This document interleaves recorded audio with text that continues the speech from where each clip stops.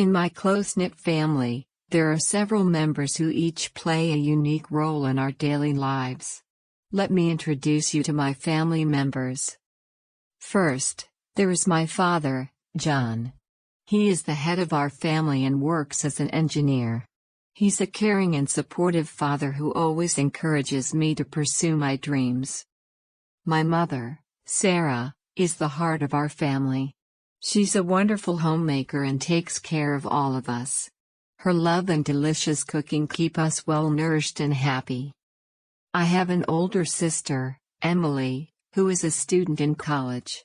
She's not only my sister but also my best friend. We share many interests and often spend time together.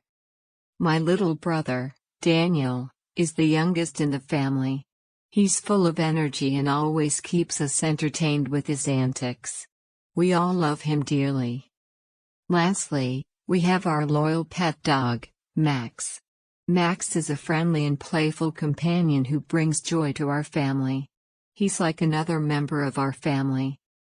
These are the wonderful people, and furry friend, who make up my family, and I cherish the time we spend together.